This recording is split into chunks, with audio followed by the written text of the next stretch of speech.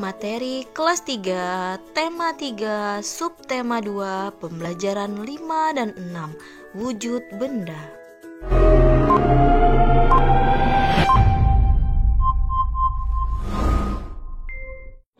Assalamualaikum warahmatullahi wabarakatuh. Selamat pagi anak-anak, semoga dalam keadaan sehat ya. Oke, hari ini bertemu kembali dengan Bu Mita.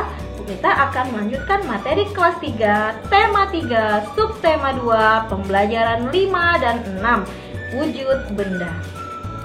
Tujuan pembelajaran hari ini adalah yang pertama, yaitu Bu Mita akan menjelaskan bagaimana mengubah konversi satuan panjang dan satuan berat. Yang kedua, Bu Mita akan menjelaskan tentang bahan-bahan logam dan plastik dan kaca.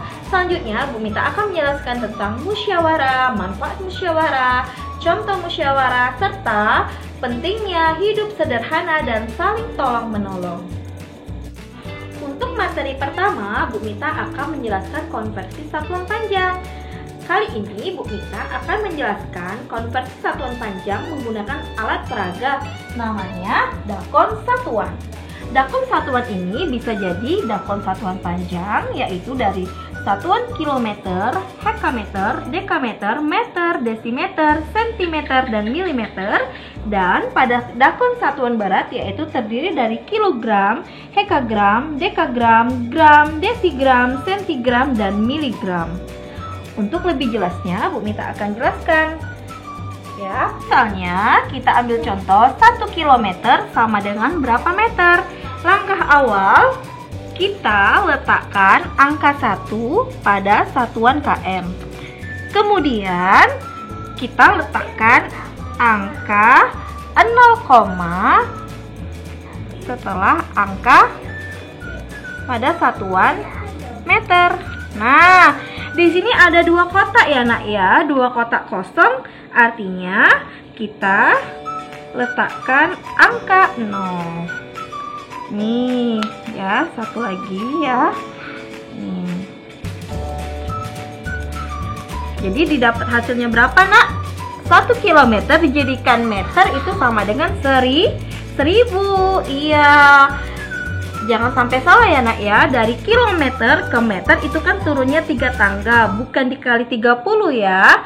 Seharusnya dikali dengan 1000. Contoh kedua yaitu 4 km sama dengan berapa sentimeter. Langkah pertama kita letakkan angka 4 pada satuan kilometer, kemudian angka 0, pada satuan sentimeter. Nah, tersisa ada 4 kotak. Nah, keempat kotak ini kita isikan dengan 0 ya. Nih. Sehingga didapat ya 4 km sama dengan 400.000 sentimeter. Oke, contoh yang ketiga yaitu 4 cm kita jadikan meter. Langkah awal kita letakkan angka 4 di satuan sentimeter. Kemudian kita letakkan 0, di satuan meter. Nah, ada berapa angka di sini nak kotaknya? 1 ya. Nah, itu kita letakkan angka 0. Sehingga 4 cm sama dengan 0,04 cm. Paham kan anak-anak? Oke, sekarang Bu Mita akan menjelaskan dakon satuan berat ya, yang terdiri dari satuan kilogram, hekagram, dekagram, gram, desigram, sentigram, dan miligram. Untuk contoh yang pertama yaitu 1 kg sama dengan berapa gram. Langkah awal sama seperti dakon satuan panjang tadi, kita letakkan angka 1 ya di satuan kilogram, kemudian angka 0, di gram. Sehingga ada 2 kotak. Nah, 2 kotak ini kita isi dengan angka 0. Nih. Sehingga 1 kg dijadikan gram sama dengan 1000.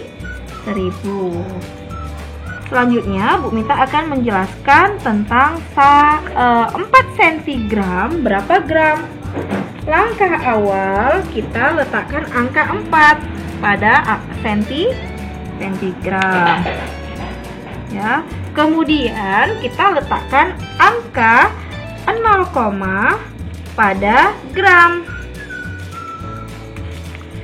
Sehingga satu kotak tersebut tersisa kita isikan dengan 0, sehingga didapat 4 cm sama dengan 0,04. Paham ya anak-anak ya? Oke, nanti di rumah kalian bisa berlatih lagi ya. Untuk materi selanjutnya, kita akan menjelaskan tentang bahan logam, kaca, dan plastik. Simak videonya ya nak ya. Sifat-sifat bahan. Coba perhatikan sepatu dan kursi, tempat kamu duduk. Terbuat dari apakah benda-benda tersebut? Kursi biasanya terbuat dari bahan kayu. Sepatu terbuat dari bahan kain. Alasnya biasanya dibuat dari bahan karet. Pesatu. Setiap jenis bahan memiliki sifat yang berbeda-beda. Sifat bahan tersebut yang menentukan suatu bahan digunakan untuk apa. Ada berbagai macam bahan sekitar kita, misalnya kain, kertas, logam, kaca, karet, dan plastik. Pertama, kertas. Kertas terbuat dari bubur kayu. Kertas mudah dibentuk atau disobek. Kertas juga mudah terbakar. Kertas mudah menyerap cairan, oleh karena itu kertas digunakan sebagai bahan membuat buku tulis dan tisu. Namun kertas juga rapuh dan mudah hancur ketika terkena air, artinya kertas tidak tahan air. Kedua, kayu. Kayu berasal dari batang pohon. Kayu bersifat keras, kuat, dan tahan lama. Kayu juga mudah dibentuk menjadi apa saja. Oleh karena itu, kayu sering dijadikan bahan bangunan dan perabot rumah tangga. Namun, kayu mudah terbakar. Jika terkena air atau panas terus-menerus, kayu bisa lapuk. Ketiga, kain. Kain umumnya terbuat dari kapas. Kain yang terbuat dari kapas disebut kain katun. Kain bersifat menyerap air namun tidak mudah sobek. Kain banyak digunakan sebagai bahan pakaian. Namun kini ada kain juga yang terbuat dari campuran polyester. Kain dari bahan polyester tidak menyerap air dengan baik. Logam. Logam bersifat keras, kuat, tahan air, dapat mengantarkan panas dengan baik, mudah dibentuk dan ditempa atau sulit dibakar. Ada berbagai jenis logam di sekitar kita. Yang pertama ada logam untuk membuat perhiasan, misalnya emas dan perak. Aluminium biasanya peralatan dapur ya, seperti panci. Ada juga dari besi dan baja yang sering digunakan untuk kerangka bangunan atau alat pertukangan karena tahan lama. Kelima yaitu ada bahan karet. Karet dibuat dari getah-getah lektas atau karet. Karet bersifat lentur, tahan air, tidak tahan panas, dan tidak mengantarkan listrik. Karet biasanya digunakan pada pembuatan ban, bola, basket, atau bola yang lainnya, dan sarung tangan karena dia melentur.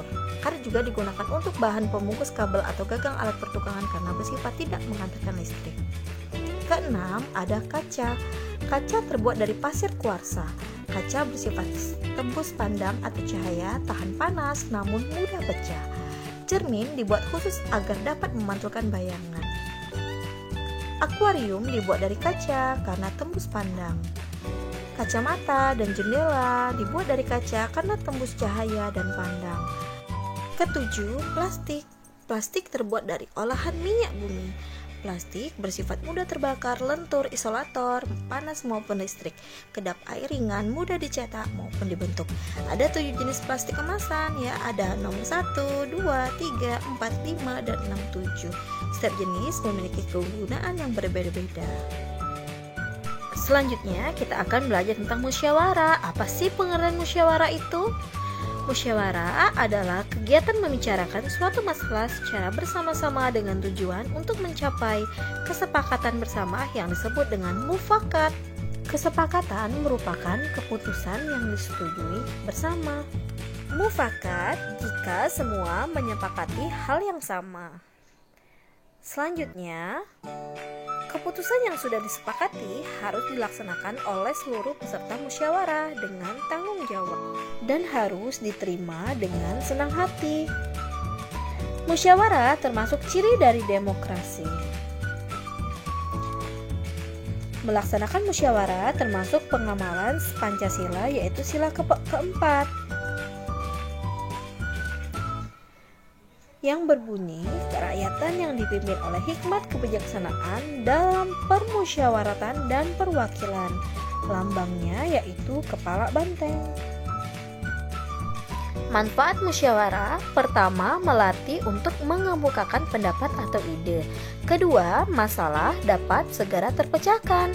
Ketiga, dapat menyatukan pendapat yang berbeda. Keempat, adanya kebersamaan. Selanjutnya, menghindarkan pertengkaran atau prasangka. Adapun tujuan musyawarah yaitu mencapai kesepakatan bersama. Selain itu juga dapat menyelesaikan kesulitan atau masalah. Sikap yang harus diperhatikan dalam musyawarah yaitu: pertama, mengajukan pendapat dengan sopan. Kedua, menghargai suara terbanyak. Ketiga, hasil musyawarah, melaksanakan hasil keputusan bersama, menghargai pendapat orang lain, mampu mengendalikan diri, sopan saat mengikuti musyawarah, yang terakhir tidak meninggalkan tempat sebelum rapat selesai. Contoh musyawarah di rumah yaitu menentukan tujuan rekreasi, menentukan tempat acara makan bersama, menentukan waktu berkunjung ke rumah nenek, pembagian tugas membersihkan rumah. Selanjutnya, contoh musyawarah di sekolah, contohnya memilih ketua kelas, membagi tugas piket, merencanakan kunjungan ke teman yang sakit, menentukan jadwal belajar bersama, menetapkan peraturan kelas. Yang terakhir, musyawarah pemilihan peserta lomba antar kelas. Selanjutnya, contoh musyawarah di masyarakat, contohnya memilih ketua RT dan RW, menentukan hari kerja bakti, musyawarah siskamling di desa, musyawarah pembangunan jalan, dan musyawarah pembentukan panitia kegiatan desa. Ya, ciri khas bangsa Indonesia adalah salah satunya yaitu gotong royong. Gotong royong merupakan suatu kegiatan yang dilakukan secara bersama-sama dan bersifat sukarela agar kegiatan yang dikerjakan dapat berjalan dengan lancar, mudah, dan ringan. Tujuannya yaitu menumbuhkan rasa kebersamaan dan persaudaraan, pekerjaan yang berat menjadi ringan, mempererat rasa persatuan dan kesatuan, dan terakhir untuk menyelesaikan pekerjaan dengan cepat. Manfaat gotong royong yaitu agar lingkungan kita dapat dirasakan kebersihan dan keindahannya, dapat terjalin rasa solidaritas dalam keluarga, lingkungan masyarakat, supaya kehidupan bermasyarakat itu lebih baik dengan diadakannya gotong royong. Pekerjaan selesai dengan cepat tanpa harus mengeluarkan biaya ataupun kas RT atau RW. Keamanan lingkungan semakin terjamin, ketentraman dan kedamaian. Gotong royong tidak mengenal perbedaan sehingga ketika dilaksanakan semuanya akan terasa sama. Contoh kegiatan gotong royong yaitu membersihkan jalan, membersihkan sampah, membersihkan masjid, dan membersihkan lingkungan sekitar. Selanjutnya, sekarang ini nilai gotong royong sudah semakin pudar, terutama di daerah perkotaan. Sebagai generasi penerus bangsa, kita harus melestarikan nilai gotong royong agar tidak terkikis oleh perkembangan zaman. Selanjutnya, selain gotong royong, ada juga pentingnya sikap tolong-menolong, yaitu dalam kehidupan sehari kita harus saling tolong-menolong. Tolong-menolong merupakan sikap saling membantu untuk meringankan beban atau penderitaan orang lain dengan melakukan sesuatu. Bantuan yang dimaksud dapat berbentuk bantuan tenaga, waktu, ataupun dana. Selanjutnya, saling tolong-menolong merupakan pencerminan sikap gotong royong. Dan sebagai manusia, makhluk Tuhan memang sepantasnya saling mengasihi tanpa membeda-bedakan agama dan suku bangsa. Tolong-menolong sangat penting untuk mewujudkan hidup yang rukun. Manfaat dari tolong-menolong yaitu memperkokoh rasa persatuan dan kesatuan, meringankan beban orang lain, mempererat tali persaudaraan, dan yang terakhir yaitu memupuk rasa kebersamaan. Contoh tolong menolong, misalnya ada teman kita yang sakit, kita membawanya ke ruang UKS. Selain itu, jika kita melihat teman kita terjatuh dari sepeda, kita harus menolongnya. Selain tolong menolong juga ada namanya hidup sederhana. Hidup sederhana merupakan hidup dengan sesuai kebutuhan dan tidak berlebihan dalam menggunakan harta. Ciri-ciri hidup sederhana yaitu tidak berfoya-foya, hidup apa adanya, membeli barang sesuai kebutuhan, bersikap hemat, tidak memamerkan kekayaan, dan menghargai dan tidak membeda-bedakan sesama. Ya. Oke, mungkin sampai sini saja pembelajaran kita pada hari ini. Bu Mita harap kalian dapat memahami materi yang telah Ibu jelaskan.